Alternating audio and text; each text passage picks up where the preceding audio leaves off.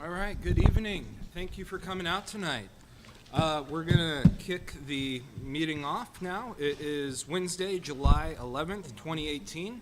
It is just after 6:30 p.m.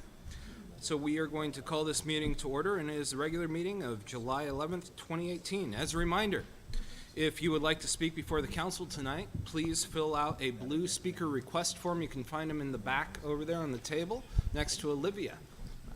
She's waving her hand over there. All right, so Councilmember Rigby, he is not going to be here tonight, so we're getting started.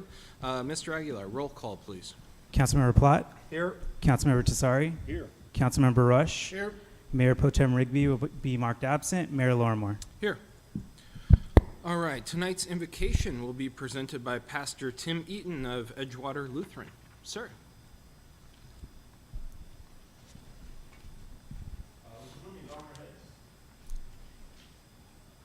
Gracious God, we are grateful to come before you as a city. We pray these words from Solomon before us. As he prayed, you would endow our leaders with justice, that you would teach our people to judge one another with righteousness, the mountains would bring forth prosperity to their people, and also they would be defended, those who are afflicted among us. We thank you, God, for the prosperity of our city. We thank you for an agenda that is full of opportunities for us to see further development of our city, both the inclusion of opportunities for people to live here and also people to work here, and to continue to live out their callings in this place and to find further prosperity. But we're also praying that you would remind us to be considerate of those amongst us who are less fortunate, that you would embolden us, that you would give us hearts to be neighborly and to assist our neighbors who find themselves in time of need. Solomon continued that you, God, would deliver the needy who cry out, that you would take pity on the weak and the needy, that you would rescue them from difficulty. And so we thank you for our police, for our firefighters, and those who protect the sanctity of the weak amongst us, and that you would also teach us to plead their cause. He closed with these words: praise be to God, the Lord, who alone does marvelous things. Praise be to his glorious name forever. Amen. Amen. Thank you, Pastor. Thank you, sir. Okay, Mr. Rush, would you lead us in the pledge tonight? Please rise. Join me in the salute to our flag. Ready? Begin. I pledge allegiance to the flag of the United States of America and to the republic for which it stands, one nation, under God, indivisible, with liberty and justice for all. Thank you, sir. Okay, at this time we're to the additions and revisions portion of the agenda. The council may only add an item to the agenda after making a finding that there is a need to take immediate action on the item and that the item came to the attention of the agency subsequent to the posting of the agenda. An action adding an item to the agenda requires a majority vote of the council. Let me see here. Do we have any of those, Mr. Aguilar? We've had no requests. Okay. Does the council wish to move anything around? Any revisions? Okay. No additions or revisions. Moving on to item number 4, presentations and announcements. So if you would like to request oh, no. I'm getting ahead of myself here. Okay, we have 2 recognitions tonight, and they are important recognitions.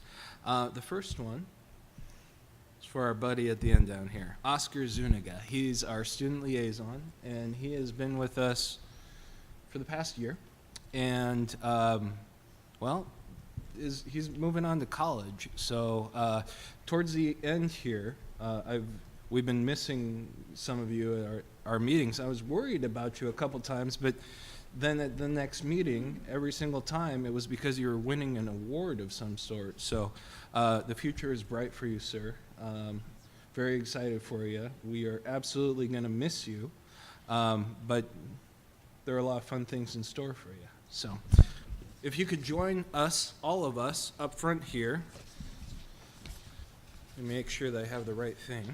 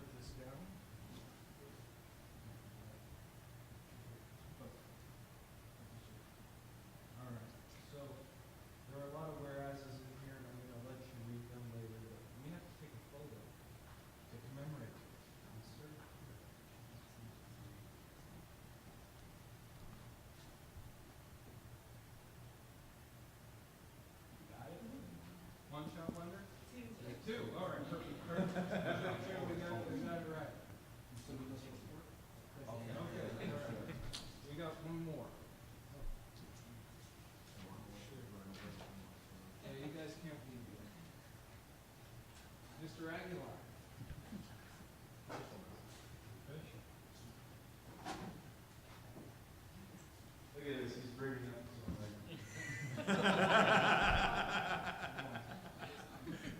All right, so for those of you that don't know, this is Stephen Aguilar. He is a rock star. He is our city clerk here in the city of Eastville. He helps us make sure that all the T's are crossed, I's are dotted, and he does a fantastic job. The other day, I was totally forgetting about something. He was right there reminding me, oh yeah, you gotta do this. So, yes, he's nodding his head. Okay, so, but he has gone through above and beyond in his continual education, and he is, well, I'm going to read through this so that I don't get ahead of myself. So the city council would like to recognize our city clerk, Stephen Aguilar, and that sounds great, city clerk, so I appreciate that title change, on obtaining his certified municipal clerk designation, or CMC, and it is awarded by the International Institute of Municipal Clerks, or IIMC. IIMC grants the CMC designation only to those municipal clerks who complete demanding education requirements, and those include 660 hours to be exact, and who have a record of significant contributions to their local government and community, which of course he has. Obtaining the CMC designation proves that he is well versed in agenda management, records management, elections, political reform, transparency, and a variety of other duties the city clerk's office is responsible for. We believe that Stephen, well, we know that Stephen, we don't just believe it, know that Stephen has contributed a great deal to our city, and that we are honored to have him as part of this team. And so we have this plaque here. And hand this off to you. And now, if you trust me, I'm going to put this pin on it too. Yeah.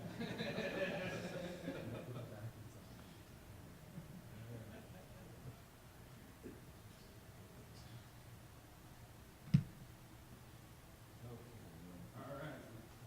Now, press, we're going to do this right. We're not going to do the military approach. All right. I think that looks, you got it on straight? Part two. Okay. You guys want to say? Congratulations.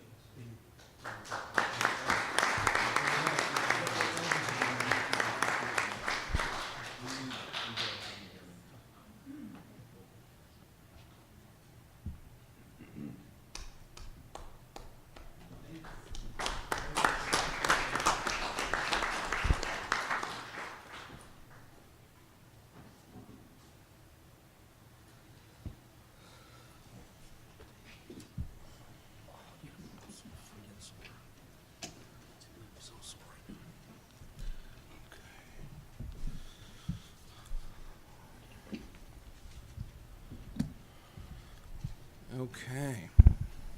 So that's items 4.1 and 4.2. You know, these guys are awesome. Can we do one more round of applause, please? Thank you, thank you, thank you.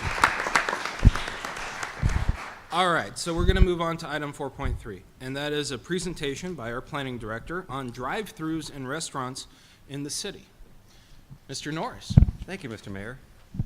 Get the mic here closer. There we go. I think it's an interesting topic.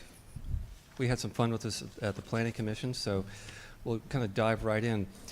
Wanted to talk to you tonight, hopefully as the start of a more discussion about how we should approach the issue of future development on the remaining commercial land that we have here in Eastvale. So we've put together a presentation that looks at a few things. One is restaurants and places to eat here in town, drive-throughs, and finally sales tax revenues to the city that come off of those kinds of uses. So let's talk about restaurants and food places first. We're going to talk about a few things. Restaurant categories, and this is the way the restaurant and the development industry kind of segments the categories of restaurants. How those categories break down in terms of the restaurants here in town, and then we're going to look at all the drive-throughs in Eastvale. So starting at the top on the left-hand side there, at the most expensive end of the range is fine dining.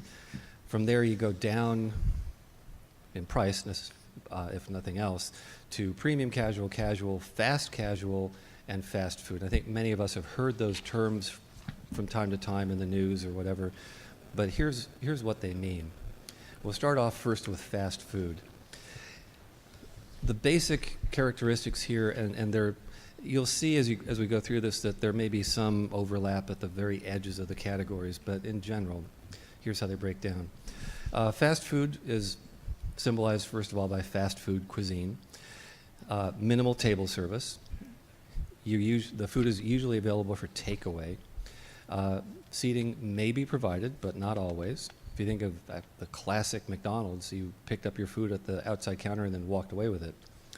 You carry the food to your own seat and clear your own table. And most fast food places, but not all, have drive-thrus. And you'll see that there's some other categories as well that have drive-thrus, but in general, that's what we're looking at. So typical fast food restaurants, McDonald's, Burger King, Taco Bell, Jack in the Box, Raising Cane's, which is kind of growing in this area. Those are all typical fast food restaurants. Moving up a category into fast casual, which is a term that I think probably most of us have heard. Moderately priced food, usually a little higher quality than fast food. Food is often made to order. So if you think of like Chipotle, where they take your order and then assemble the food right there in front of you. Limited service again.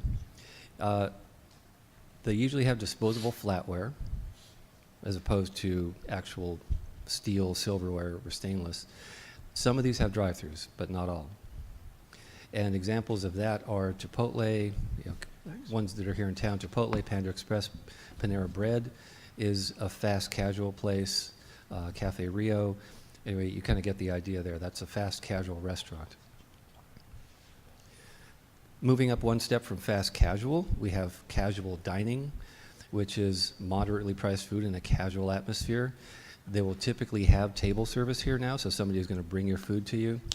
They'll often have a full bar and a larger beer menu, and they're frequently part of a chain. And we'll talk about that in a minute in terms of what's here in Eastvale. So casual dining places, some of these here in town, others not. Applebee's, Carino's.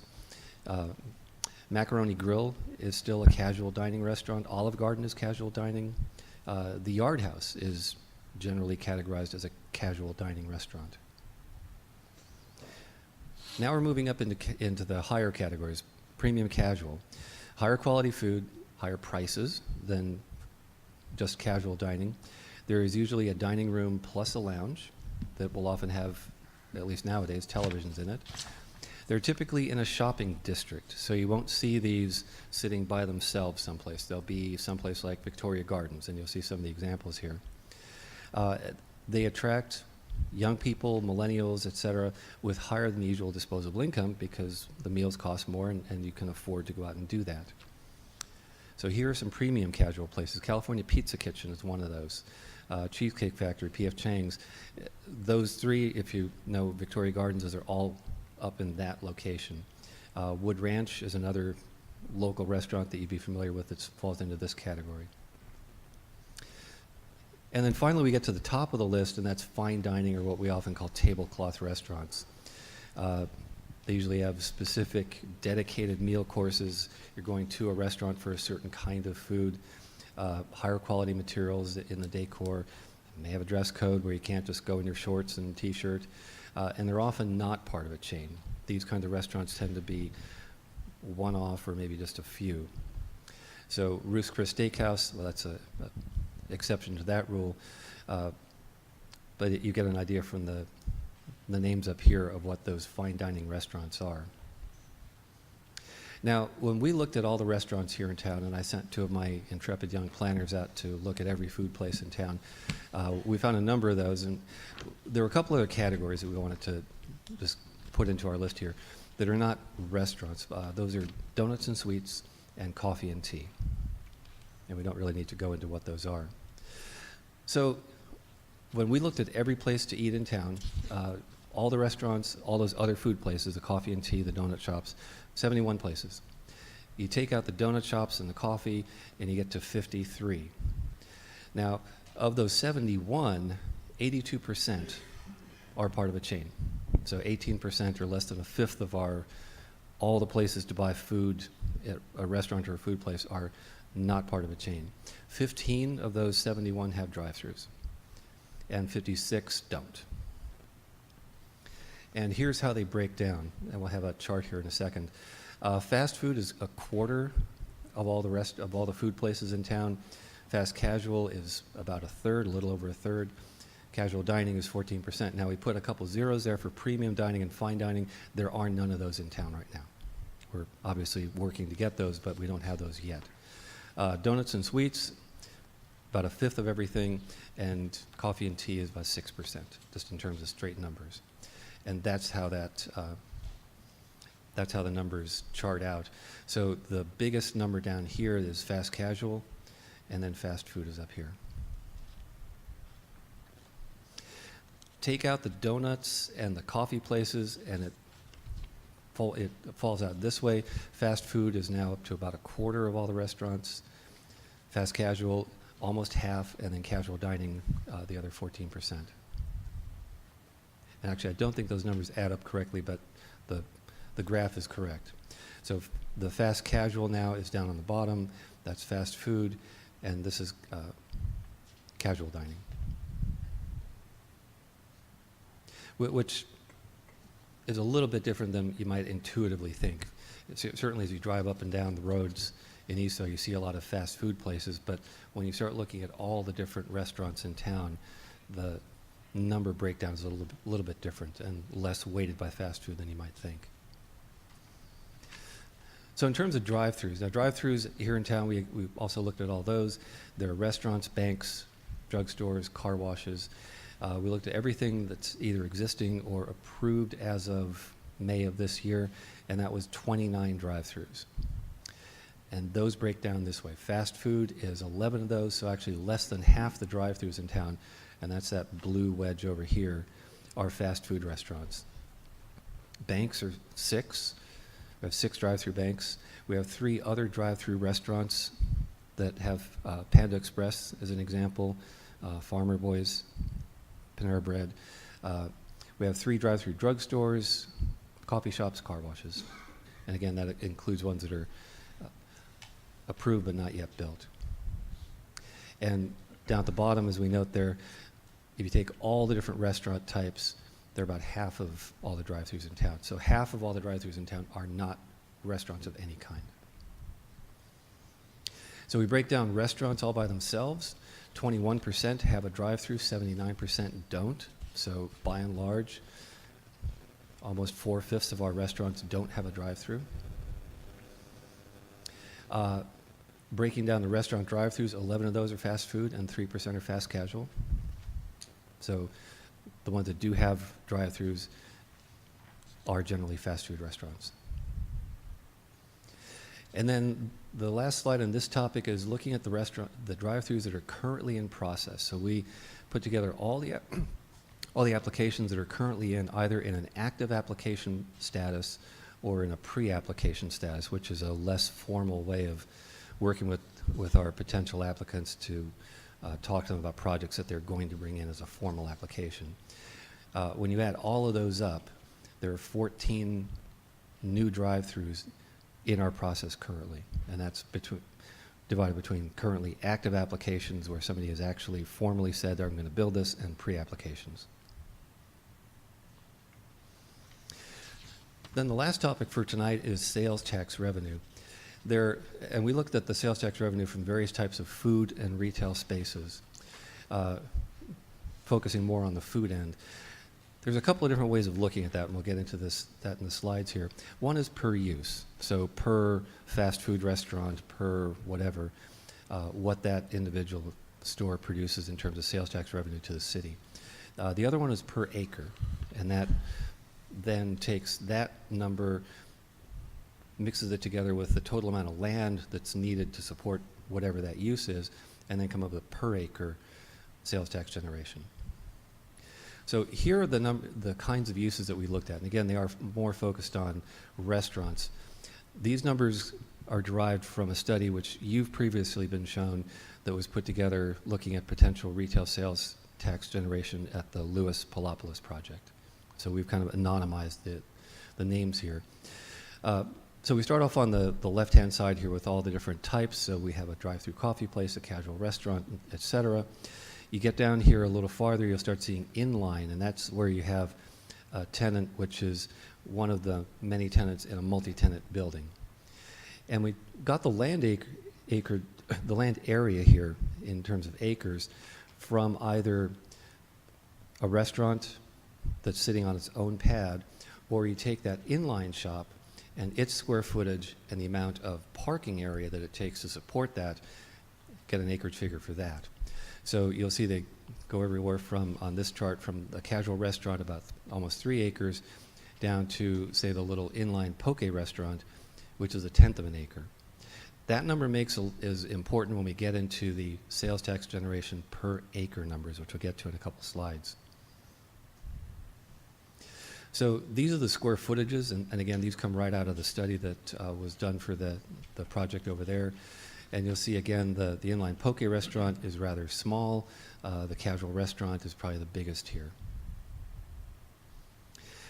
And then these are the annual sales tax revenues that were projected in that study for each of these uses. And you'll see they go from kind of a low of, say, $1,000 for a yogurt shop to $50,000 for a gas station. Gas stations make sense. You sell a lot of gasoline. They typically generate a lot of sales tax because sales tax is charged on gasoline. Then you get into some of the restaurants here, and you'll see, say the casual restaurant, about $35,000 a year. And these are revenues to the city. So this is not the total sales tax, but this is the share that the city gets back. And here's how those chart out. So you can see at the top here, the gas station convenience store outstrips everything else. The casual restaurant kind of next in line. And then some of the other uses like the inline poke restaurant, the inline sandwich shop, less on a per use basis. When we convert those numbers, though, into acreage figures, and remember that some of those uses take up a lot less space than others, the coffee restaurant stays about where it is because that was happening on about an acre of land. The other numbers here, when you start dividing it into acres, you'll see that the numbers start to flip. One of the highest producers here is actually the inline Mexican restaurant, which is one of those fast casual restaurants that we mentioned a few minutes ago.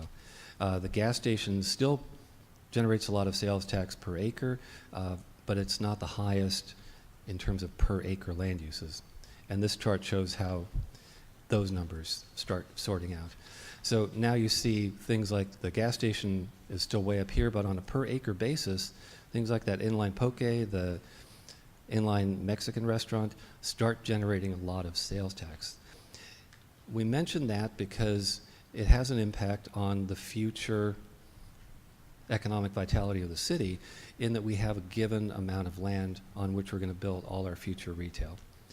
And if you load it with uses that don't generate, that aren't very efficient in terms of the revenue they generate for the city per acre, then that's going to, down the road, have some effects on ultimately what the city has in its coffers. So the lessons here, obviously some uses generate more city revenue per individual use, but some of those uses require more land area, and so your generation per acre goes down. Drive-throughs is a good example. A drive-through restaurant takes up a lot of land because you've got the entire area for the queuing where you pull in with your car and go up to the menu board and order your food or whatever, and then wait behind the other cars to go up to the pickup window. It's a lot of land that's not generating revenue. It's just sitting there with cars on it. A little bit hard to read on here, but we took, and you've got a printout of this, we took all the projects that we're anticipating to come in. These are all the retail zoned parcels in town. Names down the left-hand side, the area within those that's not yet built down the right-hand side. The total at the bottom there is between 160 and 165 acres of retail land still to develop. When we're done with that, unless we start designating something else for retail, then we're done. that's all we've got to work with. I'll note here, by the way, that we put in here the Leo Master Plan. We put 35 acres in there as a figure. That's based on the minimum amount of retail that they have to build in that center per the master plan that was adopted this year or last year. So that number could go up depending on the size of the retail that they want to build, but that's the minimum that we'll get there. Everything else is based on the size of the parcel. The Goodman Commerce Center shows a range up here because there's a flex area where they could go retail, they could go business park in a portion of that project. And that's what Goodman anticipates, is between 25 and 30 acres of additional retail, in addition to what's already been approved up there but not yet built. So in terms of, I think we mentioned at the beginning, this is potentially the start of a more in-depth discussion and examination of this. Some of the potential next steps that the council might want to consider is looking at other cities. The question always comes up, well, this is interesting, but what does it really show us? How do we compare with other places? And that usually involves, let's look at other places that we want to be like. I want to be like City X, and let's look at the breakdown there of how their restaurant breakdown is in all the different categories. If you want to, for instance, set a target of having that pie chart look a little differently, how do you want it to look at the end? Definitely looking at the economic analysis that you're going to be seeing here shortly, both the hotel analysis and then the more in-depth economic analysis should be a very important part of this whole discussion. One thing we'd like to discuss at some point is how to approach all those applications that we're currently dealing with, all those 14 drive-throughs, if we want to continue moving them through the process or if there's some other direction that the council would like to give us. And based on that, do we want to start looking at policies, zoning regulations, et cetera, that deal with these uses? So that's what we have for you tonight. There are no firm recommendations here. As I said, it's a presentation that is hopefully raises some questions that we'll be happy to try and answer here or in a future venue. So I will end my presentation there. Thank you, sir. Thank you. Do you have any comments, questions? Well, I think there's probably a few people with this on their mind. Are there any premium or fine dining establishments in the pipeline that you're allowed to share with us? There's nothing higher than casual that we're currently processing. Mr. Paul? Okay. Mr. Rush, do you have any comments or questions right now?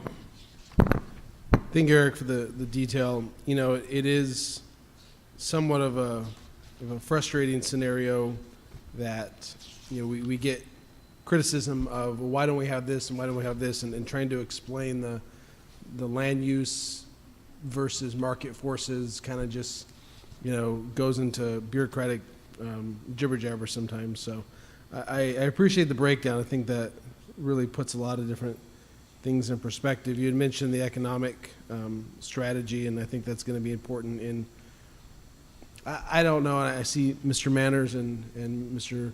Mace here in the audience here, what goes into the look and the feel and the reputation of Eastville. I think we have a good reputation, but a lot of times that reputation precedes ourselves in with respect to, oh, it's a good place for these fast casual drive-through type places, which it is. And, I go there frequently. I'm not going to say I don't. But the best, I think the best land use perspective is what we can do as far as diversity of land use and getting in everything across the spectrum. So this is a good tool. Thank you. Mr. Plott? Thank you. Do we have, and I know this, and thank you, by the way, for the presentation. I think it helped us at least kind of, count or quantify, what is it that we're dealing with, not just kind of going off of just anecdotally. But do we know how much we're actually losing because of not having fine dining, premium casual, and or not having enough casual dining? Do we know the leakage and what that looks like? Kind of, you can just look at social media. You kind of, I know for myself, if I'm going out Friday night, Saturday night, and to be very fair and honest, I'm not eating here.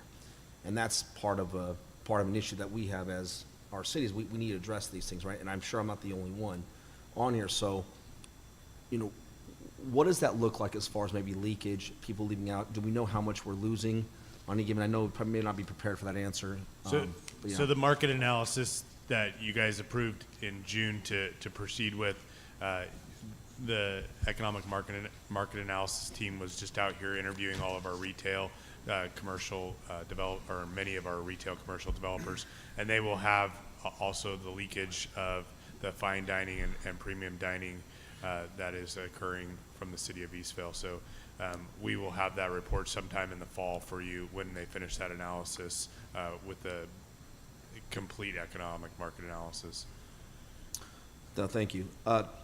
Other question I have, then a comment, but, you know, as far as, again, to ensure into those top three categories, that seems to be our weakest point in the city. You know, is there any plan in place, maybe looking at a consultant, or even having staff kind of reaching out to some tenants even? It doesn't have to always come from developers or landowners, but maybe us soliciting as a city to come out to go out to these restaurants and find it. 'Cause I've heard the excuse, I don't necessarily buy it, that, oh, well, you need a lunch crowd, and I don't necessarily agree with that, because there's plenty of restaurants out here that would love to come here if they knew what was capable out here, and I think that's a good example of heroes potentially coming out here as well, is when they heard about it, they were absolutely look at it, and they're coming, right, at least tentatively.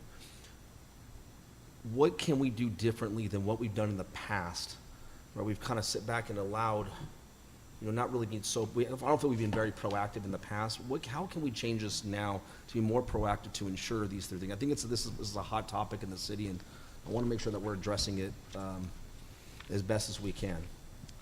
Well, I think there's a number of ways that we can work to address this. We can sit down with all of our developers that have projects in the hopper, so to speak, and see, is there a way we can identify category 4 or 5 restaurants that can come to Eastvale, and what it would take to do that. I too have heard we don't have a daytime population. However, while I was at a working lunch today at Luna Grill, it was completely full for 2 hours, and people were wearing suits. So there is a daytime working population that exists, and I was one of the suits, and Mr. Mace was another suit in there. The restaurants are busy during lunch hours here, and they are making money. So I think there are a number of different ways you could do public-private partnerships. You can put out an RFP to try to get a restaurant. You can do a number of different things, and I think we'll know more information once the economic market analysis is done in the fall, and then we can put together a strategy on how to find that. A lot of times what you're finding is restaurants of higher caliber are either going into a place like Victoria Gardens, or the more mom and pop or the young chefs are finding a strip mall that is going through its second or third life cycle, and the retail space is a little more cost effective, and they're able to break in there, and so you'll see that in some other areas, or you'll see it where there's one of the challenges when we do a typical market analysis for Eastvale is just north of Eastvale is a bunch of farmland in Ontario, and so if you do a half mile or a mile or a 5 mile circle around that area, half the pie chart is a farm, and it doesn't have any population. And so as Ontario develops, we might have an opportunity to capture more of that population coming to Eastvale, and so setting ourselves up for success as Ontario builds out homes right north of us. Well, thank you. Again, I can't say enough. I think this information is extremely valuable. Thank you, Eric, for presenting it. And just one last comment is I think, again, this is probably, in my opinion, probably one of the hotter topics in Eastvale, at least the way I look at it. And if you kind of read closer to social media, it's definitely a constant topic that gets brought up. I think we have an opportunity here with land that we can put restaurants on. You know, we have very limited options on where we can do that, but I think we have an opportunity to really shift. And I think it's very important that we shift the culture a little bit in Eastville, so it's not kind of what the Councilmember Rush is saying. It's not just be solely, you know, drive-throughs or, hey, it's a great place to get a quick bite.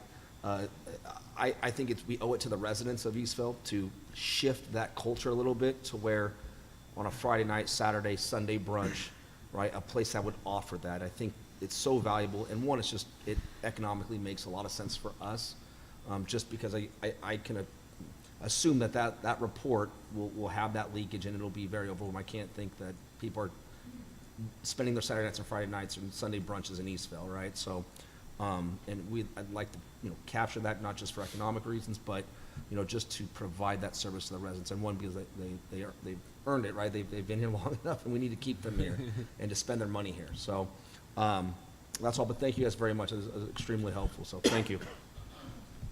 I have one more comment. Yeah, Mr. Rush.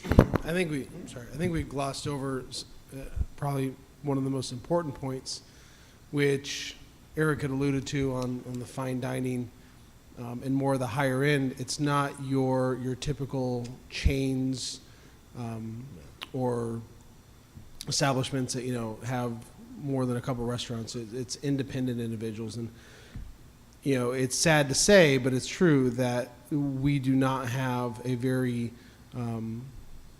opening, you know, scenario with mom and pops, if you want to call them that, or independent type businesses. It's just there's been a couple in town, and the land values versus the lease rates and that whole metric is just not very conducive. You know, there was I was born and raised in Corona. There was a restaurant that everybody went to for, you know, proms and formals, and it had been there 30 years when I was in high school, and it's still there.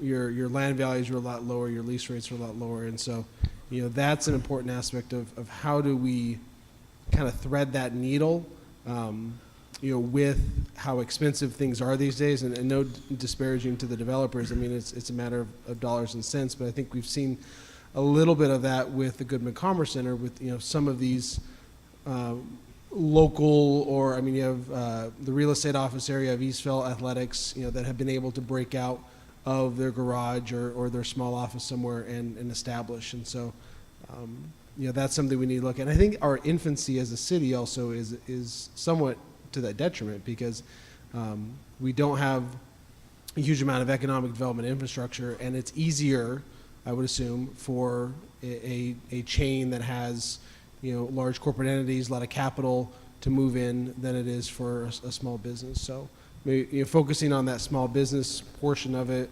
I know we do the programs and stuff like that, but how we outreach more and get small businesses into the city, more independent operators, is something we need to focus on also.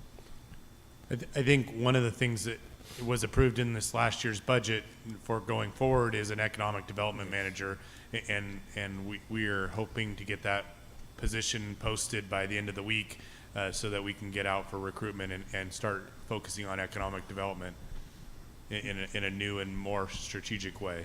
Excellent. I have a quick question to that. Yeah. To that point, Brian, in the scope of work or the scope of work of the job title of the economic development developer, would they be also responsible for soliciting to, like I said, maybe small mom and pop business or large chains? Would they also kind of at least help mediate the process, maybe introduce them to certain developers or to certain landowners? Economic development is a full gamut of bringing in national brands, as well as helping people take their small mom and pop business out of their garage into brick and mortar, and helping bring somebody's headquarters to our community or a big manufacturer. So it runs the full gamut of retention, attraction, growth, development, supporting. There's a lot of programmatic stuff that can occur with economic development, and having somebody focused on that in the city. So we're very excited to have that position approved in the budget and go out for recruitment for that. Thank you. I did have a couple comments and questions. This is, I believe that Councilmember Plott is well, he's absolutely right. This is what we hear about. One of the most talked about things on social media when people are asking about, or even going out to events, I have people come up to me and talk to me about exactly this issue, that they want to stay in town. They don't want to leave town in order to go and do the things that they want to do for fun. And that includes a dining experience. So I appreciate the higher dining experience. So I appreciate this presentation. One of the things that was brought up but hasn't been touched on to now were that we have 14 drive-through active applications right now. There was a mention of the timeline of the economic analysis coming forward in the fall. How do these items mesh? Because we'll be using that economic analysis in order to help arm ourselves in our discussions and showing what we need. But how do we make a decision on these 14 in process? You'll see that study before any of these go to either the planning commission or council. Okay. So these have a longer time frame on them. So you'll have that information before the commission or this council is going to be asked to make decisions on the projects. Okay. Well, it's not, of course, a deciding factor, any of these studies that come out, but I do think that we need to have clear eyes when looking at it. I think it would be helpful. Also associated with it, so if if staff can please bring back recommendations of how this raises a lot of good points, but I would like the council to be able to, I think we're all in agreement that we all want to see these restaurants, higher end restaurants, higher land uses in town, and these raise great points, but please bring us that roadmap or options of how to get there. And I know the economic analysis is moving us on that path, but I would like to see that brought back before council. Yes, Mr. Jones. You look like you're about to say something. As Mr. Norris said, none of those drive-throughs will probably be, in my opinion, approved between now and when the economic market analysis comes back before you. Okay. But I think it will be important to wait for the economic market analysis so that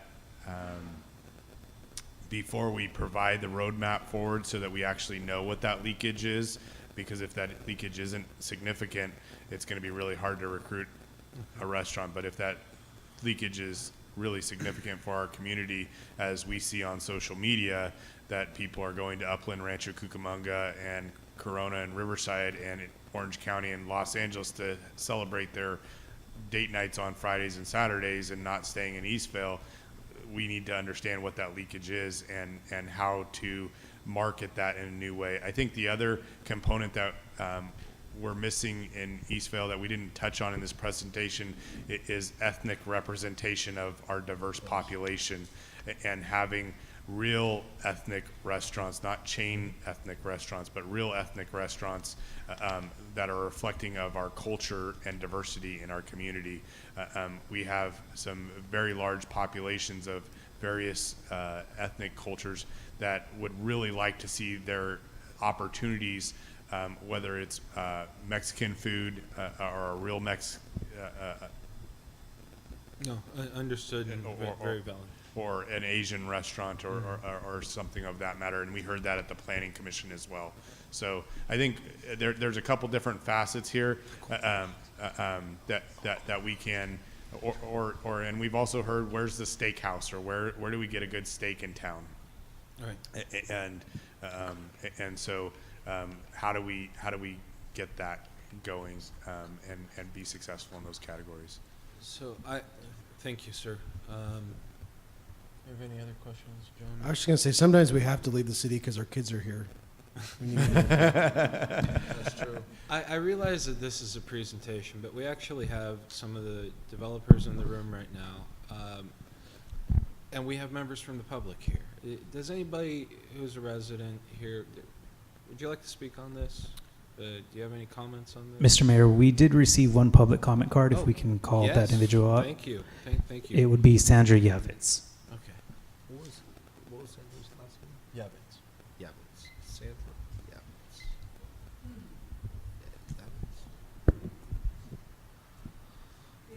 Good evening. My name is Sandy Yavitz. I am the owner of the 2.5 acres north of the 99-cent store at Schleisman in Hammond. And Mr. Norris was kind enough to ask me to come out tonight and listen to the presentation, which was very, very good done. I've been doing this for almost 40 years now and have been involved in all kinds of developments, high-end, moderate, and this is one of the best presentations I've seen on the issue.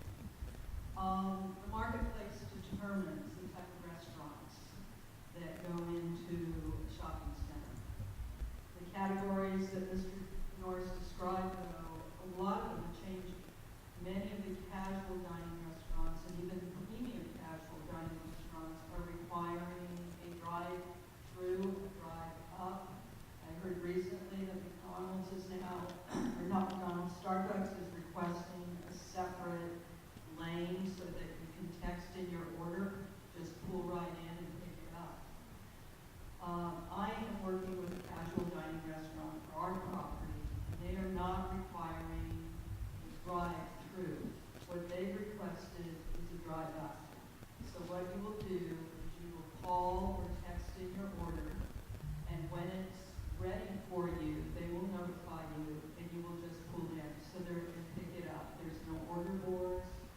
There's no microphones. It's basically a pickup window. Just something similar to what California Pizza Kitchen does today is you can pull in, park in a parking space, and someone brings you your order. So you're not getting out of the car.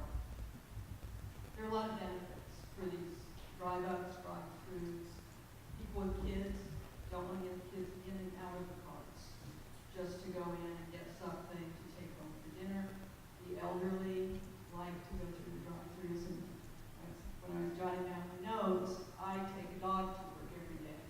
I, on my way home, will stop to pick something up, but I can't leave the dog in the car in the summer.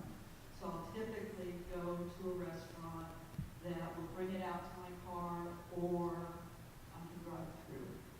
So I would also enjoy sitting down with the city manager and Mr. Norris to talk about economic development ideas that I've been involved with throughout my career in what other cities have been looking to do to bring in those high-end restaurants.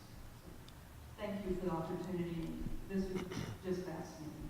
Thank you so much. Ma'am, if you wouldn't mind staying, I just have a quick question over here, sorry. Thank you for your comments, by the way. We take pride in our staff and Eric's work, so thank you. I'm just looking at Google Earth right now. You said the property north of 99-cent store. Does that extend all the way back to the residential property line? It extends all the way north to the fire station, and it extends, there will be an access road that's built between our property and church property.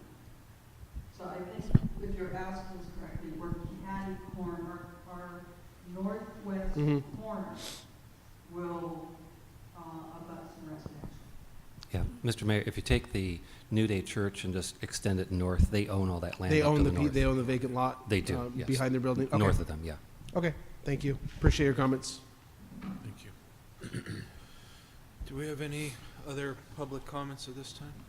You go on in the back. You can fill it out after, but if you'd like to come on up.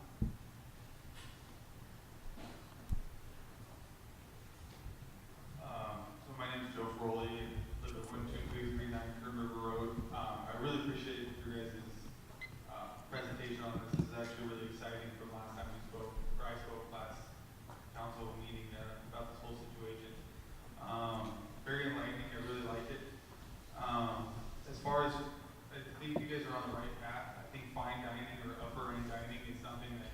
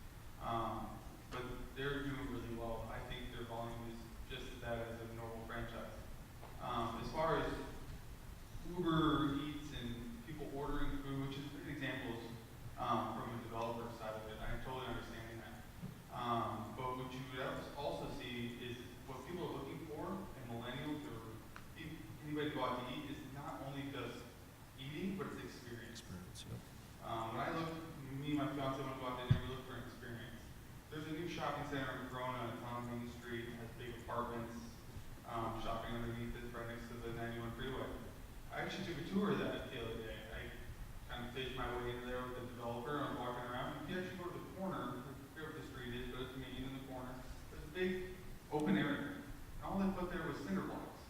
Big, nice looking, beautiful cinder blocks. All I could think about was graffiti. Not patios, not places to sit, not maybe a fountain, not a area to cool down, nothing. There's nothing to do there. You can't do anything. You can't buy food and walk over and sit down. Instead of a developer opening up the area, maybe connecting patios to the dining areas that are going to be there, which are already going to be, there's going to be taco places, but more people looking for experience. When it comes to developing properties, you want to put in areas where people want to go, and where restaurants want to go. What's the Hamner and Schleichman? Pilatus. I'm not even gonna say it. That area is prime. It's the perfect area to put locations overlooking Silver Lake Park. You gotta use your land. You gotta use a little bit of excitement. You gotta bring people in. I've seen all the time that people get put into little strip malls, and it doesn't work. Nobody's excited to go. There's no reason to go there. There's no excitement. And I think that's really where I hope that people look at down the road. But I think you guys are on the right path. You guys are really excited. It was really fun to come tonight and listen to you guys. All right, appreciate it. Thank you for your comments, sir. Do we have? Yes, we received another public comment card from Jocelyn Yao. Excellent. Thank you, Mr. Mayor and council members. My name is Jocelyn, I live on 7661 Hawkins Avenue, Toronto. This is such a great presentation. Thank you so much for this. But I would like to see a breakdown of ethnic restaurants. As you have mentioned, Eastville is very diverse, and I know for Mexican food, I have to go to Edmonds, Montreal, without doubt. I don't stay in Eastville for Mexican food, and then for Asian food. And recently, I know we have Penguin, and that's great. It's a great start, and I hope that in the future we can have something similar or even better. Thank you. Thank you. Okay. No further comments. That concludes this agenda item. Moving on to item number 5. You ready, sir? All right. Our student liaison report from Oscar Zuniga. Thank you and good evening, Mr. Mayor, City Council members, city staff, and residents. Eastville Elementary started their 2018-2019 school year Monday, July 9th, and will have their parent information night this Thursday, July 12th, beginning with a PTA meeting at 6 p.m. and classroom visits from 6:30 to 7:30 p.m. for tracks A, C, and D. Picture day for students will be on Friday, July 20th, as well for tracks A and C. Harada Elementary tracks A, C, and D have just returned back from their break on Monday, July 9th. Their parent information night will be tomorrow, Thursday, July 12th. Harada has had a great start to the 2018-2019 school year.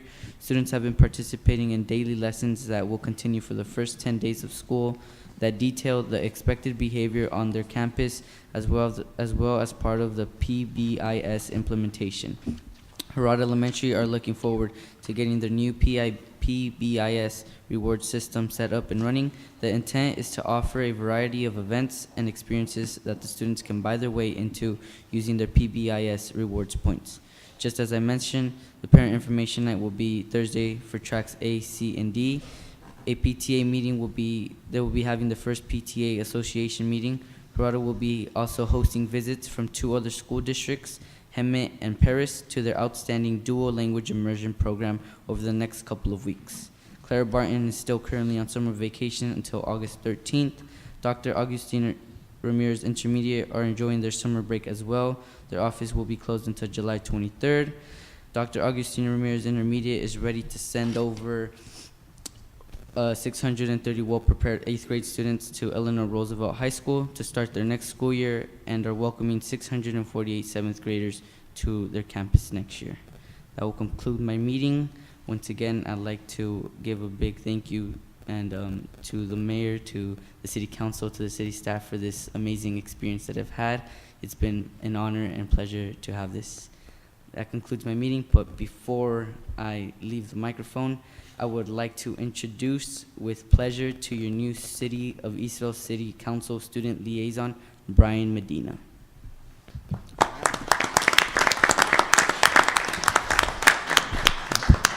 Brian is a rising senior at Eleanor Roosevelt High School that is extremely passionate about his school and community.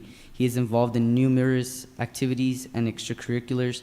He is an avid scholar and an executive board member. He serves on the school site council and principal advisory board. He has accumulated over 550 hours of community service, and he wishes to have a total of 800 by the end of his senior year. Alongside being a high school student, he is a dual enrollment student, where he takes college classes both at Eleanor Roosevelt High School and Norco Community College.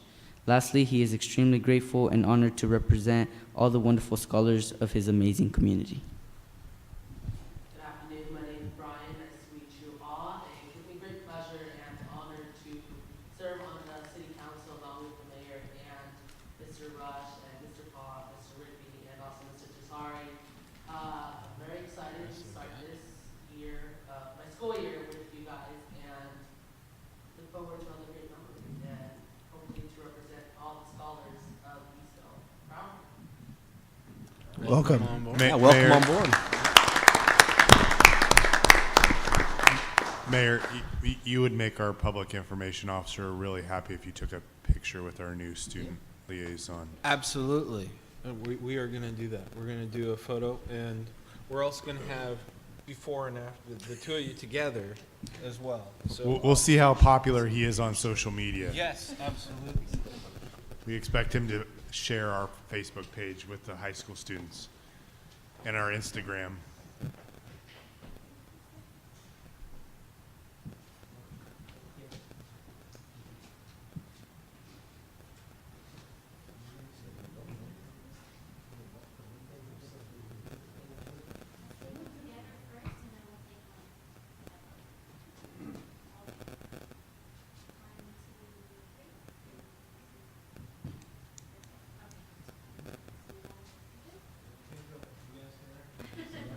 Hey, Brandon, fix your sleeve.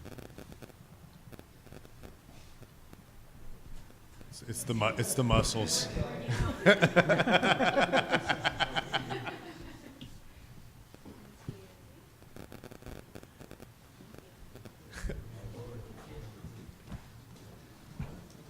Just wanted to give him an opportunity to flex.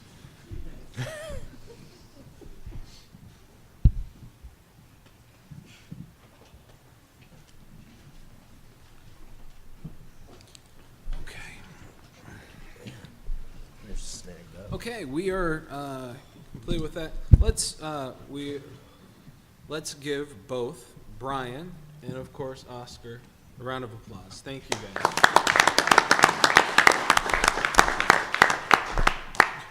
Okay, we are to our public comments portion of the meeting. Any member of the public may address the council on items within the council's subject matter jurisdiction, but which are not listed on the agenda during public comments. However, no action may be taken on matters that are not part of the posted agenda. We request that comments made on the agenda be made at the time that the item is considered, and that comments be limited to 3 minutes per person. Please address your comments to the council as a whole and do not engage in dialogue with individual council members, city staff, or members of the audience. Mr. Aguilar, have we received any public comment cards? Yes, we received one public comment card from Rachel Gonzaga. Excellent.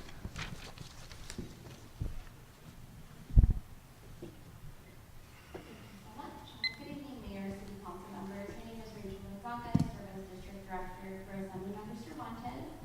Have been some time since I've been here. I know all of you are used to seeing Justin Doyle. As of Friday, he has left our office to pursue his master's at USC. But with that, I would like to introduce Eddie Torres. Eddie will be serving as a new field representative in our office and will be covering the city of Eastvale. So I do encourage all of you, should you need to get in contact with us, have any issues with a state agency, or want any information regarding our legislation, you can still reach out to our office and you can contact Eddie or myself. Very briefly, just to provide a very quick update in regards to some of the budget wins for the Assembly member. As many of you are aware, last month the budget did pass and was signed by the governor. The Assembly member did secure $5 million in one-stream funding for a new early childhood education center at Norco College, which would definitely benefit many of the residents along I-15. In addition addition, she was able to secure $1 million in one-time funding for a new workforce development center here in western Riverside County. The closest one is near downtown Riverside. Additionally, she helped to secure 2 newly created judgeships for Riverside County. These are specifically intended for Corona Courthouse. Some of you may or may not be aware, but that courthouse is only open 1 day a week. So with the new judgeship, it will now be open 5 days a week. So other than that, we're continuing some of the work in regards to small business, which includes $20 million in ongoing funding for 5 years, $3 million in one-time funding to provide some grant programs to support some of our small businesses owned by veterans, women, and minorities. The sound of it might be beneficial to some of our businesses here that could perhaps expand their employment as well as their business with those grants. On August 4th, we will be partnering with Cub Scouts and other organizations for the Special Needs Games Day at Corrado Park. That's going to be taking place at 4 p.m., so we do encourage anyone with special needs heroes to attend. That's all I got for you. Thank you. Thank you so much. So no other public comments, right?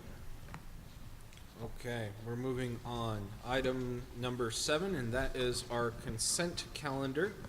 All matters on the consent calendar. Did we receive anything else, Stephen? We've had no requests. Okay, all right. All matters on the consent calendar are considered routine and are to be approved in one motion unless a council member, staff member, or a member of the public requests a separate action on a specific item. Have there been any such requests? We've had no requests.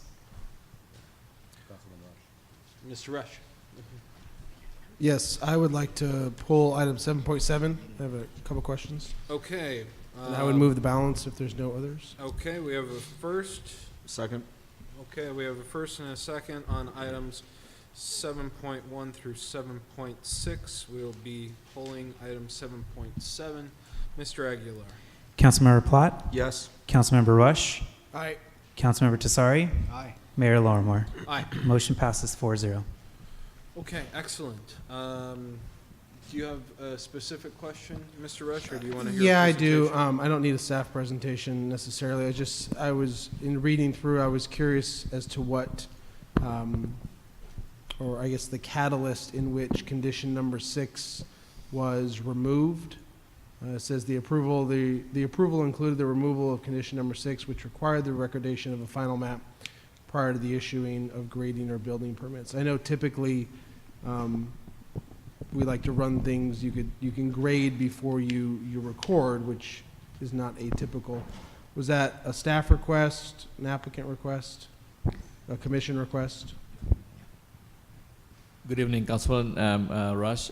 This is the applicant's request, and then upon review, we found that they can build on the parcels because it's a legal parcel right now as part of the previous map, but they cannot sell the building separately or individually unless they record the parcel map itself and to parcelize the units.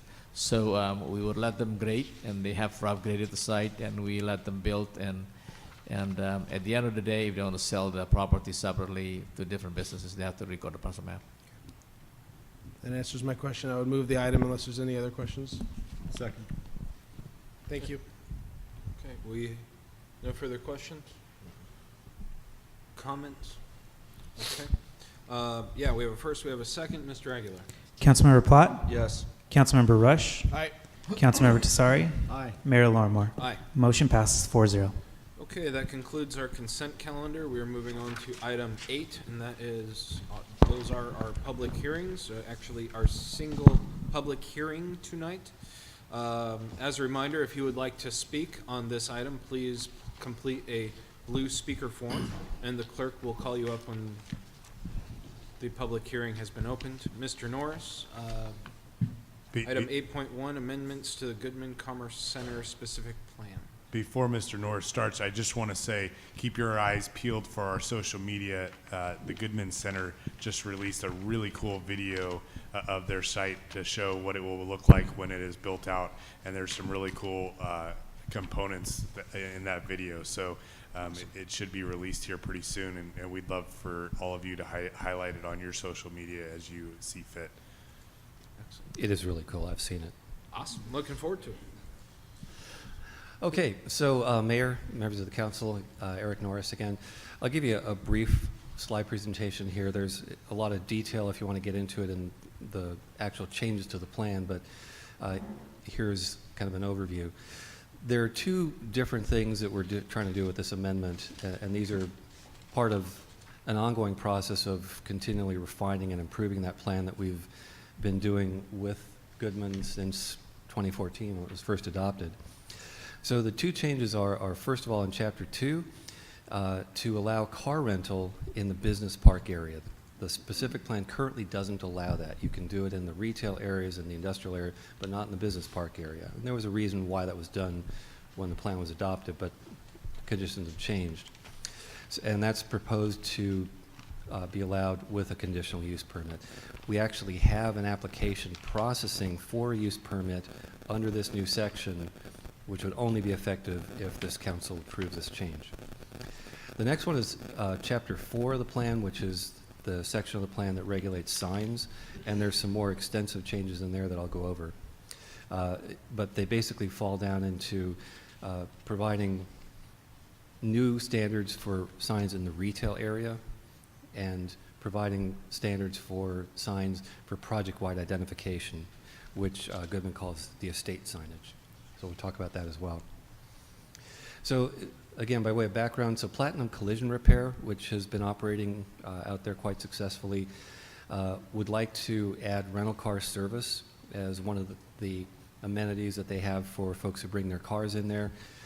And in order to do that, they need to change the specific plan. So that was the genesis of this.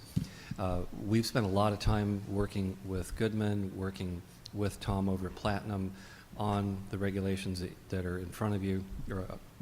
And this is something that, again, that's we're in favor of. The Planning Commission recommended approval on both of these. Chapter 4, again, contains detailed signage information. Currently, the current focus of Chapter 4 is more on the industrial uses. Now that we have the retail area starting to build out, it became obvious that we needed to beef up the standards both for ourselves to regulate the signs and for Goodman to be able to tell their tenants what kind of signage they can install. So this is the single change in Chapter 2, and you can see here at the bottom we've just added one new line here to the table of permitted uses, which is now called vehicle rental, and just emphasizing that the conditionally permitted use in all of the districts. Right above it is what is currently in the plan, which we're leaving here because it's a little bit different, which allows it conditionally in the retail and the industrial area, but not in the business park. So that's the single change there. Then in Chapter 4, we're doing a few things, and this is something I'll just note that we've been working actually very closely with Goodman on this.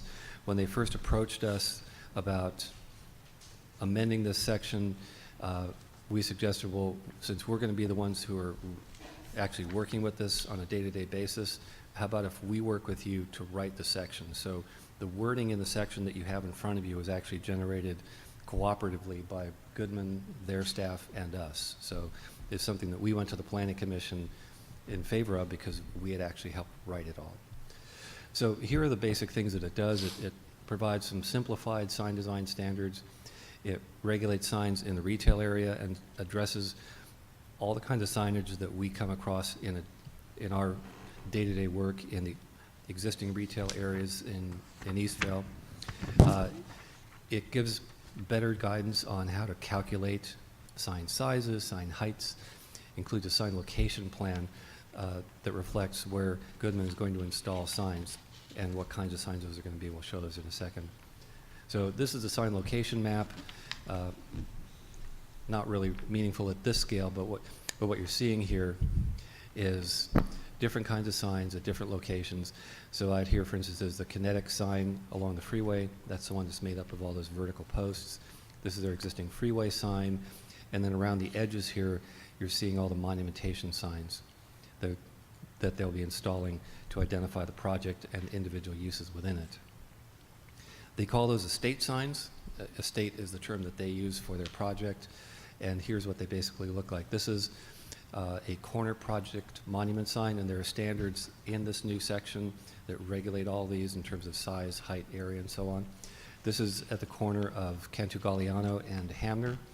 So what you're seeing here is the two retail buildings that are currently under construction out there, and then this major entry feature here. Down at Belgrave and Hamner, this is a corner estate monument sign, and again, all the standards for this are in here, so you're seeing their sign. You're also seeing, and I wish Councilman Rigby, sorry, well, was here because we talked about this last week. These are some of those city entry signs that Goodman will be installing. There are various kinds of entry monument signs that they're going to be in, that they're proposing. The standards for these are a little bit different than they are in the rest of Eastvale.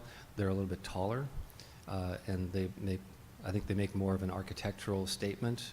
They also, we think, fit well with the scale of the project, being a 200-acre project, and the scale of the uses. So there's a couple of different kinds here. There are primary signs, and then what they're calling secondary signs, which have these sort of, we're calling them obelisks. And so just kind of identifying the station, which is what they're calling the retail area, and then over on the monument signs, some of the individual uses. We also get into, as I mentioned, on the retail side and the business park side, standards for some of the kinds of signs that aren't really addressed well in our current sign code, which is where the specific plan currently looks for standards. So plaques on buildings, signs on canopies, blade signs, suspended signs, things like that, that are going to be an integral part of creating that retail atmosphere out there, but that aren't addressed right now in the specific plan or in the zoning code. These are just some really kind of arcane things if the planners really get into about how to measure a sign. We just put these in here because it's helpful. When somebody comes in, they'll know how we're going to measure a sign, and you give the same sign to 10 different people, they should come up with the same area measurement. It helps prevent a lot of confusion and a lot of conversations about how large a sign really is. So your planning commission looked at these, both of these recommendations. They had two different votes on it. On the car rental question, they did recommend approval of that. It was a 3-2 vote.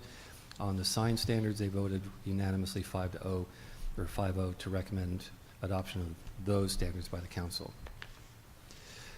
So with that, I'll end my presentation. Be happy to, as I said, delve into any of the details in the standards. But that. Thank you, sir.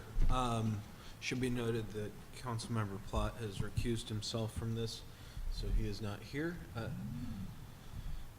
Mr. Tesseri.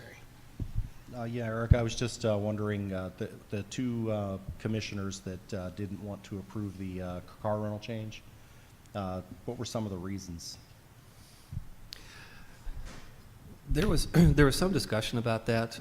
The original reason that those weren't included was because Goodman didn't want them there, and the intent was to keep the business park for those kinds of uses, not for business park uses.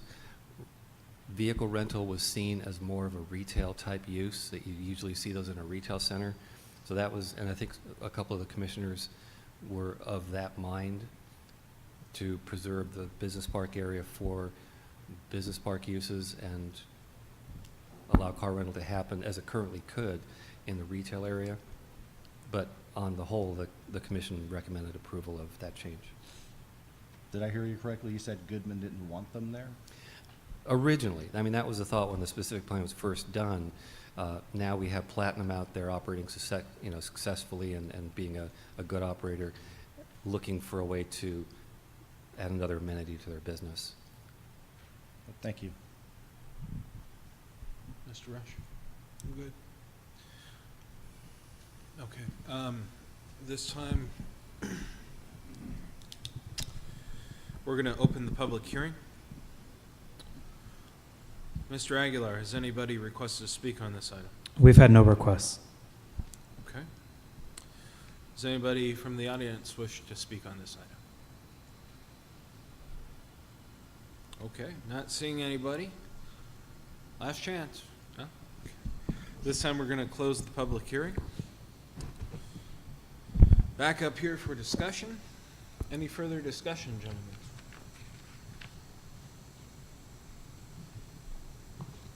I'd move approval. Second. Okay. We have a first, and we have a second. Mr. Aguilar? Councilmember Plot will be marked as an abstention. Councilmember Rush. Aye. Councilmember Tesari. Yes. Mayor Lormore. Yes. Motion passes 3-0. Okay, that concludes our public hearing. We are moving on to item number 9, and that is city council business. And those are items 9.1 through 9.2. I'm sorry?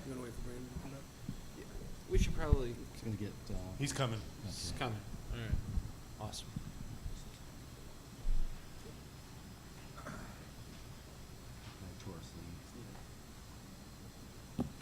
So we're going to hold on a minute until he comes back.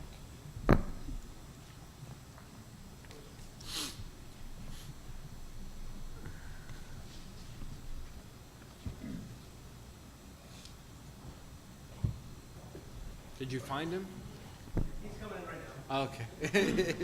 You didn't know if he went home or. No, he's outside doing, he's outside doing push-ups. File missing person. All right, look, we're going to get started. Item 9.1, this is a selection of the League of California Cities 2018 Annual Conference Delegate and Alternates. Mr. Aguilar. Yes, good evening, Mayor, members of the council. The 2018 League of California Cities Annual Conference is scheduled for Wednesday, September 12th through September 14th, 2018 in Long Beach.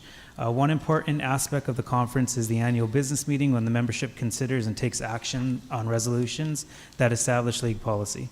In order to vote at the business meeting, the city council must designate a voting delegate and appoint up to 2 alternate voting delegates this evening. It's also important to note that the first night of the conference is a city council meeting, so those who are planning to attend, we need to make sure that we have a quorum for that night. So I'd be happy to answer any questions. Okay. Does anybody have any questions right now? I do have a question. Who on the council has expressed interest in attending? Currently, Mayor Lormore has expressed interest and Councilmember Rush has. Okay. All right. I'm happy to stay behind on Wednesday if needed. I plan on doing the same thing. The first day, from what I could tell, is not vital in terms of any actions being taken, and so I think being here will be more fruitful. But all right. So, is anybody else are planning on going this time? Well, is that one? That one's in Long Beach, right? Yeah. Yeah. I have not been notified by the league yet whether or not my committee is going to be meeting. So at this time, I don't know. If we're meeting, then I plan on going. If not, I'm fine with not. Well, the reason for the questions is to determine who up here should be doing the delegate roles. Well, Yeah. just a heads, I will be out of town that week on a family trip. Okay. Did we heard anything on Mr. Rigby? No, we have not. No? Okay. All right. So, all So right. Who wants to be the delegate? It's not. Delegate doesn't have to be there on Wednesday, right? I would like to nominate Mr. Rush. I would second the nomination if that's necessary. Okay. And Mr. Rush, as the delegate, you get to choose, or I would ask that you nominate alternates. Okay. Right now? Do we have? No? Well, we need a delegate and 2 alternates, right? Correct. I'm not gonna, just because you Give it to this guy, you right? raise your hand, You can have up to 2 alternates, so it doesn't need to be 2. I would nominate Mayor Larimore and Councilmember Tesari. Thank you. Perfect. Okay. Do we need a vote on all this? Yes. Wait. Formal vote on this, gentlemen. So we have first, we have Second. first, second, Mr. Aguilar. Councilmember Plott, Yes. Councilmember Rush, Aye. Councilmember Tesari, Yes. Mayor Lormore. Aye. Motion passes 4-0.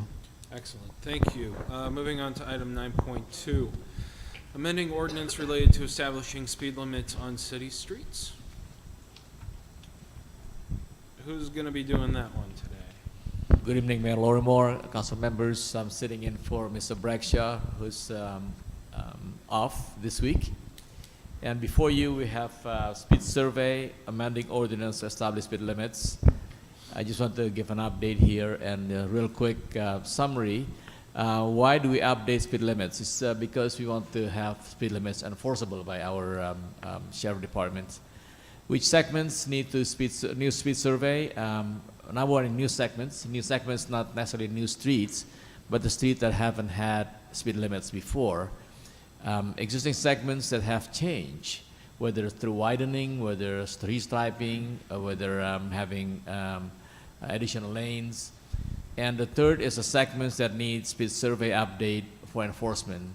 We receive some complaints and challenges from citizens as they get ticketed. So we've been meeting with our sheriff department, Lieutenant Martin and his team, and talk about how we're going to approach this. And some of them are warranted for another update. So that's why we have an update here before you tonight. According to CVC, California's vehicle code, local authorities are allowed to set up a speed between 25 to 65 miles an hour. And also we have the California MUTCD, Manual of Uniform Traffic Control Devices. This provides methodology of engineering and traffic survey, which is ENTNS. And before you, we have the report, the staff report, that basically was based on actual survey was done in the field. And when the speed limits need to be updated. For the code, for the CVC, it's every 5 years. However, every 7 years if we have certain requirements, certain criteria is met, and up to 10 years if there is no changes in the code and licensed engineer testify to that. So we are now, it's about 5 years. The last we updated was 2013. What I'm trying to say is last city of Eastvale did amended survey is 2013, and ever since we have updated a couple of streets due to the reasons that we established prior to. So we are about 5 years to 6 years right now. How do we update speed limits? What we do is, first before we talk about this, I like to share with the council tonight how do we do the speed survey. What we do is that we have calibrated machine gun, not machine gun, a machine is a speed survey gun. I'm sorry. That's calibrated and certified by and used by a certified user, a certified operator. And we use time where there is there's a flow of traffic. There is a uniform flow of traffic, and we count up to 100 cars, and we stop right there. So for one segment of the street, we do in each directions. And based on this, we determine what is the 85th percentile speed for that segment. And then we round it up to the nearest 5 miles. And then CVC and MUTCD allows us, after we round it up, to go down 5 miles per hour with justifications. Now, if rounded up, it can be reduced 5 miles with no justification, but cannot reduce further. So for example, if the speed limit is 48 miles an hour, you have to round it up to 50, and you can go down to 45. If it is 47, you have to round it down to 45, and you can go down again with justification to 40. So that's the rule of thumb, and it's the code that has been given. I shouldn't say rule of thumb, but it's the code that's been given to us. So justification includes high collision rate, factors not readily apparent to a driver, pedestrian, and bicycle safety. These are the factors to be considered when we establish speed limit. So before I go with the table, these are the areas. We have like 9 segments that we did. I hope this is clear from your PowerPoints before you. I know the picture is kind of small here. Let me go back a little bit. We have 65th Street from Archibald to Sumner at 40 miles an hour. Goodman Way, not Goodman Avenue, it's a typo. From Canto Galliano to Hamner. These are new streets. So these are new segments. New streets and new segments. And Hamner Avenue from Belgrave all the way to Riverside Drive. We have 3 segments there. They're all new segments. They are not new streets. The reason we have this is because we have certain widening at Goodman Project, and we have some restriping due to the development in Ontario area, and also widening at Chevron gas stations. Riverside Drive is also part of that. It's number 8. And Scholar Way and 2 Limonite segments are done because of issues we have in the field. So we recalibrate, we resurvey again to make sure the speed limits that are out there are current, or if not, then we have to make some modifications. So you can see from the result here, there are 2 streets. Most of the streets are done pretty much the same speed, except Limonite between Archibald and Sumner goes 5 miles an hour from 45 to 50 miles an hour. Now, due to the development that we have in the city, Mayor, City Council, we were continually, I should say continually, we have a need, ongoing needs to update our speed limit from time to time so they are enforceable. For example, we are having construction on Hamner Avenue by Swan Lake. And that area, that stretch, that segment would need to be revisited in the near future. And we have development on Limonite, for example, on Archibald, and between Archibald and Harrison. Even though right now it's part of the speed survey, that area should be revisited again when it's completed. The timing for that, staff is thinking of maybe next year or the following year. That would put us in the 7th year cycle. At that time, we're thinking of redoing the entire road. We have 43 segments in the entire city. We're thinking of doing that all at once. So we are not doing sections or certain segments, but the entire segments. So that concludes my presentation, Mayor, City Council, and I'm available to answer any questions you may have. Oh, by the way, we have first reading tonight and the second reading on the 25th. And after that, the ordinance would take effect, if approved by City Council, in 30 days from the 25th of July. Thank you. Thank you, sir. Do you have any questions? Did I hear you correct? You said it's a 7-year cycle. So if we did the entire city that you want to do, we wouldn't have to do it again for 7 years. Every 7 years. Unless there's additional road manipulation, like widening or something. Yes, sir. Okay. Yes, sir. The other question I had was the area of Hamner along the Panhandle that divides us from Ontario. How does that work? Do we do both sides, or do we collaborate with them? Can they come along and do their own survey and change it? Ideally, we would like to collaborate with them. Ideally, the same segments of Hamner Avenue should have the same speed limit. So for clarification for drivers, so less confusing. However, we approached Ontario for quite some time and they did not respond. Fortunately, however, the speed that we have there, 50 miles an hour, is the same like their speed down on the southbound as well. Yes, sir. Okay. Just kind of wonder, because with the lack of communication with Ontario, they're going to have to resurvey it once they improve their side of the street, right? Yes, sir. There are Lennar development at the northwest corner of Belgrave and Hamner is taking place right now. Okay. All right, we'll see what happens. Thank you. Thank you. Mr. Platt? Mr. Rush? No, I'm in favor of this. I think Limonite, that tapering down or that throttling down from 50 to 45 has always been an issue. I drive that frequently, so I'm glad to see that change. And with all the development going on Hamner, so on this maybe I'm not reading this correctly. On this exhibit, so Hamner from Belgrave to Philadelphia will remain at 50? Because there's this 50-45 here, but that's just that segment? Excuse me, let me look at this. Did you say Hamner between? Hamner between Belgrave, north of Belgrave to the city limits. It's gonna be 50, yes. All three segments are 50 miles an hour, yes, sir. Northbound, on the city of Eastville. Okay.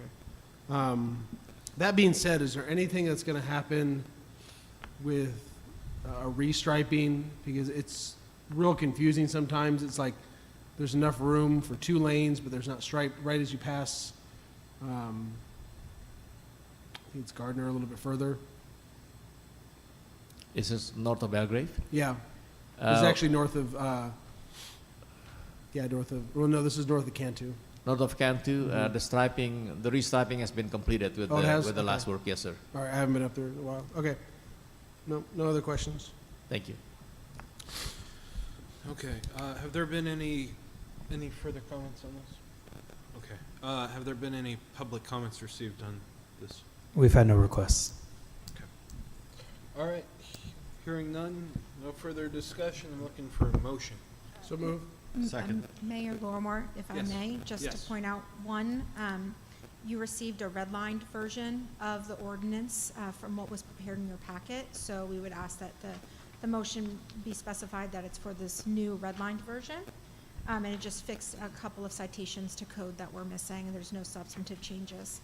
And then also, the recommended action doesn't specify that it's introduction of the ordinance is what we're asking for, not adoption. And that's Okay. clarification. Appreciate that. So, motion makers, do you accept that it is the red line version and that That's this is a first reading? Yes. Second. Okay. First, second, Mr. Aguilar. Councilmember Plott? Yes. Councilmember Rush? Aye. Councilmember Tesari? Yes. Mayor Lorimer? Aye. Motion passes 4-0. Excellent. Okay. We are moving on to item number 10, and that's our city manager report, city staff reports. I'll let the staff start off. I think we have some exciting news to share about finance and some restriping, so. Excellent.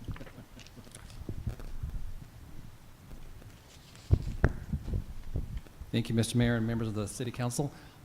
We just completed our first round of audit, financial audit with our auditing firm, Tiemann Ramirez and Smith. This first round is considered interim. So they spent roughly 2 days there, and during the exit conference, they told me this is the smoothest year that we've had so far. So we anticipate there being no issues.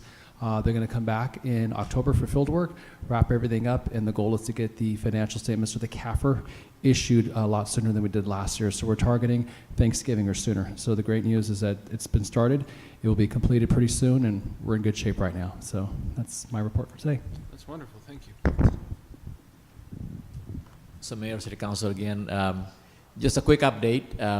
We had a good news from Caltrans and Goodman team.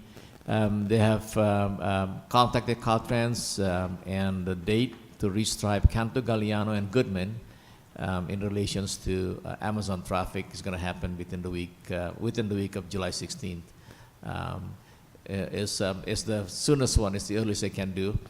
And the second update is that I've been in touch with the Amazon operations, requesting them to review their shift change.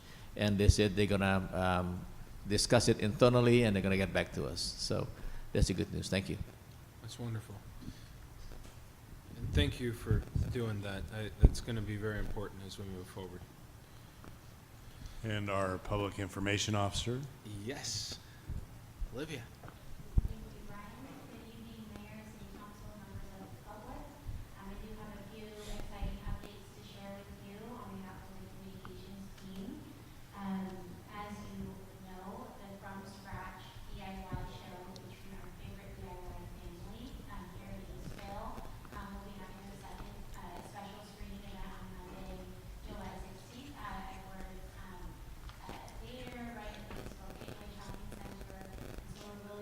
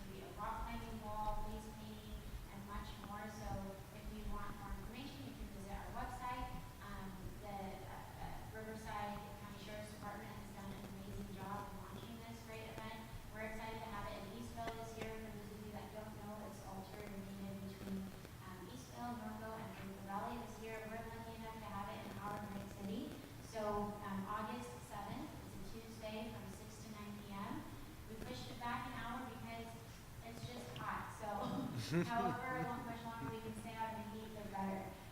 Lastly, as Brian mentioned earlier, the Goodman Commerce Center has provided an amazing rendered video that we will be sharing tomorrow morning to kick off our Thursday, and it's beautiful. I'm super excited. I can't wait to shop there and shop and stuff. That's it. That's I haven't answered any questions. Any questions? I have a question. So you had mentioned the state of the city and that there's this Taste of Eastvale, and that we're doing the presentation beforehand. How much does it cost to get this free meal and do the? It is absolutely free. Thank you for bringing that up. Softball. It's a free event. It is, we're proud that the Eastville Chamber of Commerce, in collaboration with the city of Eastville, we're so excited that it's a free event. This is a great opportunity to meet the city that serves you. It's an amazing opportunity to meet your city council who also serves you, and commissioners, and everyone that just makes all these great things happen and really highlight what we've accomplished and where we're headed. So it's going to be a great night, and it's free. So even better. Thank you. Thank you. Appreciate the update.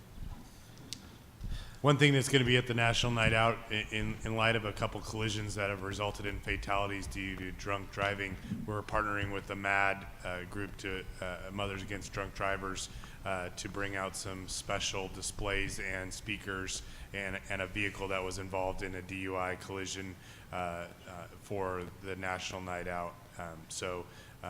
It's a good awareness and education campaign to reduce impaired driving in our community that has taken a couple lives. Thank you for doing that. I know that was a kind of a suggestion made by myself, Councilor Rigby, Mayor as well. So thank you for doing that in light of kind of the incidents that have happened the last 2 months. So thank you for handling that. Yes. And then I just wanted to also highlight that we are doing everything in our power right now, working with the Lewis Development Company to get our City Hall expansion underway, and hopefully demo will start very soon. They had a demo contractor in looking today, so hopefully we can get demolition going so that we can get walls and the new dais put in place, and we can have our first meeting in September in the new council chambers, and we can hopefully do some kind of a ribbon cutting as well. And hopefully it's not too dusty of a meeting. Hopefully we have it done in time for our first meeting in September. We're doing everything we can to get there. That's in that lifestyles for less, styles for less, sorry. Teeny Bopper store. Huh? The Teeny Bopper store. The Teeny Bopper store. So just giving a heads up on that. So the new council chambers will be over there, and we'll have control of the air conditioning and everything else. Awesome. Other than that? Wi-Fi and a bigger projection screen, right? Wi-Fi and a bigger projection screen, yes. We'll have all of that provided. Perfect. Thank you. Awesome. Does anybody have any other presentations or questions, comments on that? Okay. Thank you. Appreciate that. Thank you. Very good stuff. All right. We are moving on to item number 11, City Council Communications Committee Reports. Anybody? Vector Control will be spraying for mosquitoes Friday morning. That's the 13th. So between 2 and 6 a.m. So just so everybody knows. Thank you, sir. As far as committee update, the statewide Public Safety Committee meeting for the League of California Cities at our last meeting, there was just one bill that I wanted to go over, and that was AB 931. That was authored by Assemblymember Weber. And that particular piece of legislation, it addresses use of force by law enforcement, and the major change that's taking place in that piece of legislation is currently the standard for law enforcement to use force is what's considered objectively reasonable. So if a person looks at a situation and says, hey, that person's going to hurt me, I need to take some action, and any reasonable person would have that same inference, then they determine that it's lawful use of force. What they want to do, this bill 931 wants to take away the term objectively reasonable and insert necessary. So that kind of changes things. So we asked for Assemblymember Weber to send a representative or have herself come in and explain what the reasoning was behind the bill to change the verbiage, and no one showed up. Also, Post was not consulted. No major law enforcement agencies, public safety union was consulted. Basically, as far as we know, nobody was consulted. This just was originated out of her office and submitted for passage. My personal opinion is that, well, and there was a lot of speculation by our committee as far as the reasoning would be basically when you have, I don't know if I want to use the term lunatic attorney general who might decide to prosecute police officers for using force when they feel their life is in danger. And some of the examples that were given is where, say for example, a police officer goes to a call and somebody points a firearm at them and they use force and they kill the person. And in a typical situation under the standard now, that would be objectively reasonable. That person, the police officer would have the reasonable belief that that person could injure them or kill them. If you insert the word necessary, and let's say the firearm that the person was holding turns out to not be loaded, well, now it changes to that really wasn't necessary for that officer to use deadly force because the person didn't have the present ability to actually do them harm. They were simply pointing a firearm at them. So those were some of the things that were speculated about. My personal opinion is the term objectively reasonable that was codified by the Supreme Court of the United States, that terminology, but as usual, which seems to be the norm in Sacramento these days, is they don't care about precedent from the Supreme Court or federal legislation. We just do what we do in California. I just wouldn't want to be the police officer that has to stand the test when this legislation passes and you use force and then you're brought up on charges, and ultimately, like I said, my personal opinion is they'll prevail, but I wouldn't want to be the test case. So if you can call your legislators and ask them to vote no on AB 931, I would appreciate it. Hear, hear.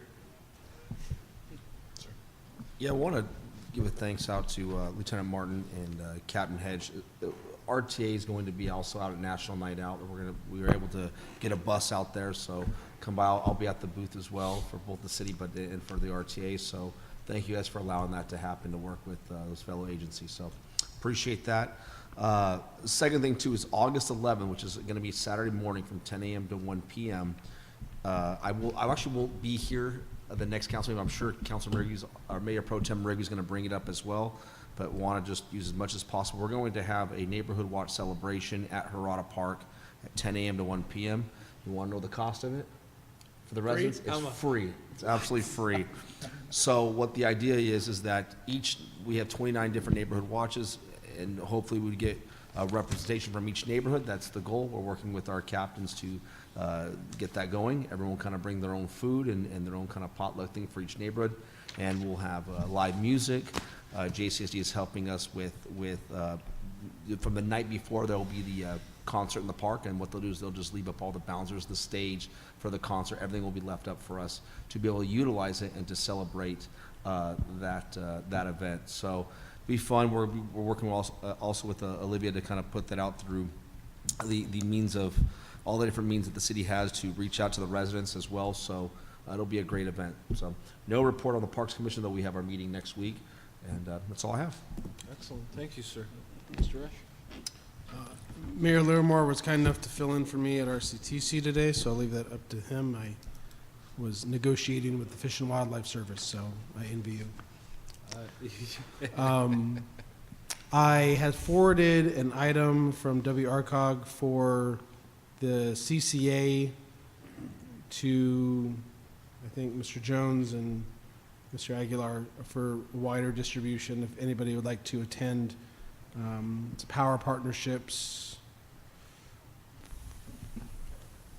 Yeah, it's September 5th. I didn't look at it that closely, but I think it's a webinar. On that note, there was kind of a big to-do. We had an executive meeting after the General Assembly, which went very well. Thank you for everybody for attending. It was a good event.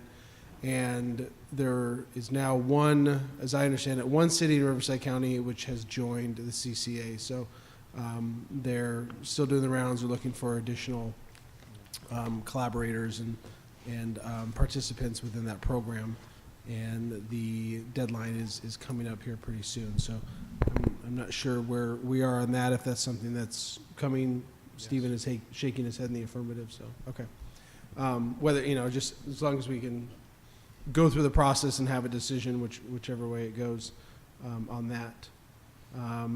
As far as other items, no, can't think of anything. So, thank you. Yeah, the CCA will be on the next agenda. Okay, all right.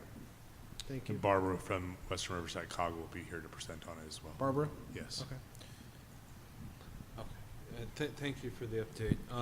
As a follow-up to that, I had the opportunity with my day job to be down in Elsinore last night, and they had their presentation down there, and that did not go over well. Did Tracy Katz show up? She did not. Oh. She was at the previous meeting. That was a interesting lady.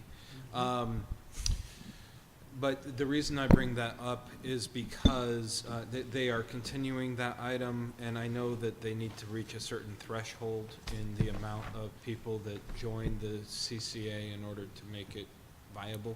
So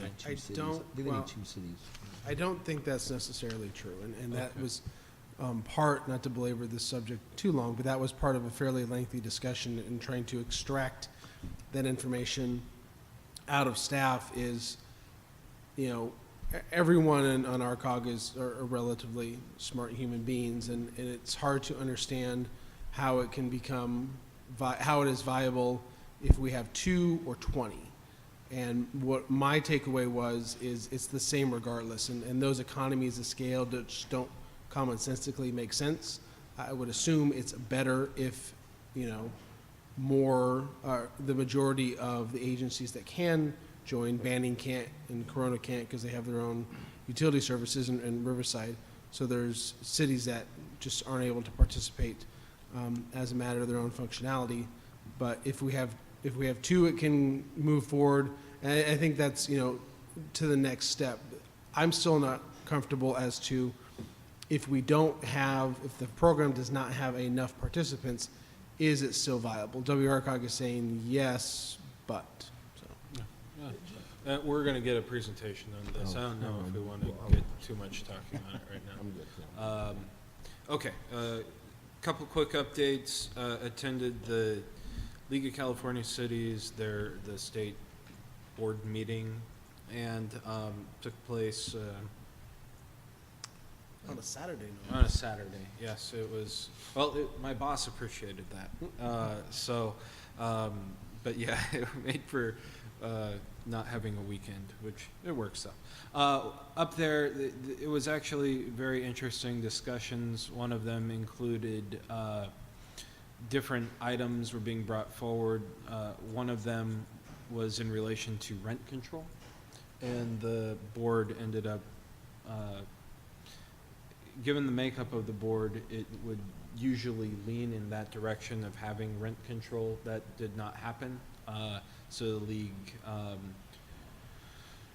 the body had common sense, in my opinion, and I argued against having rent control come into place, supporting that. And this is for a coming ballot measure, and whether or not the league would support such a thing, and the league voted to not do so, which is a very, very good thing, I believe, because they argued that this would help with the housing crisis.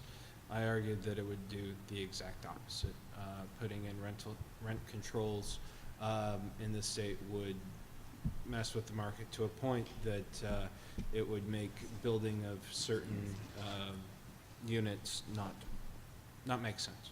So I'm very happy to report that.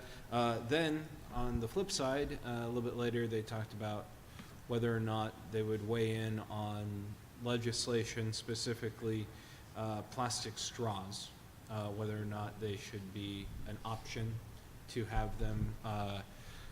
There is legislation that states that restaurants should, they will be fined if they automatically give you a straw, as opposed to you asking for the straw. So apparently there will be straw police if this it does pass. And the alternative, of course, will be paper straws. So anyway, fun things coming down the line today. The important things. Yes, and that's exactly what I argued is, why are we weighing in on this? Why is Sacramento weighing in on this? Don't we have bigger issues? But apparently we don't. Today, yes, I was able to fill in for Councilmember Rush at RCTC, Riverside County Transportation Commission. Today, or at the end of last month, but it was celebrated today, the 25 years of service provided by Freeway Service Patrol. So this is my PSA. These guys, they actually patrol beats in highly trafficked areas on our freeways, and they provide free of service tows to get you out of traffic or off the freeway to decrease traffic.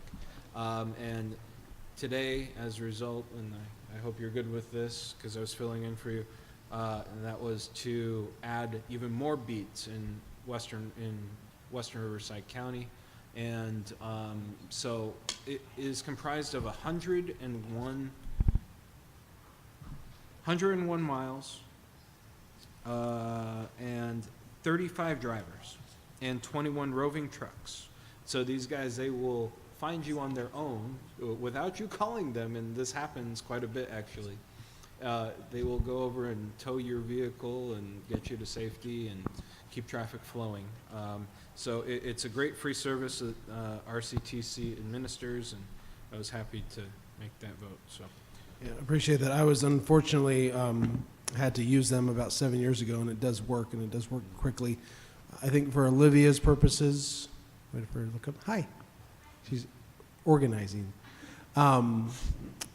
As far as and I don't know if this pertains to Limonite and the 15, but I know for the 15 CIP projects, typically, and we did this with 91, when there's construction projects, we try to focus the FSP patrols during construction timeframes, because not only is there construction, but to add insult to injury, if there's a collision on the freeway, it just makes the whole thing worse. So that, I don't know, just for your heads up, that's something that we could probably roll into our social media campaign, but we'll have to check to see if it's, I'm assuming the fallover from the 15 CIP will benefit our Limonite project during construction. I don't know if there's anything specifically identified for that, but that may be a good idea to check. yeah, absolutely. Last bit, and you report out on this, there was a special meeting of SCAG, a special meeting of the Executive Administration Committee. The reason for that, SCAG decided to go dark, but there were still a number of things dark this month. However, there were still a number of pressing items that needed to be passed. They called a special meeting this last Monday. One of those pressing items happened to be the FTIP, or the Federal Transportation Improvement Program, and associated with that were some ATP programs. And that is $34.6 billion over a 6-year period that was approved by SCAG for our region, and then that will approve this so that the feds could then disperse money.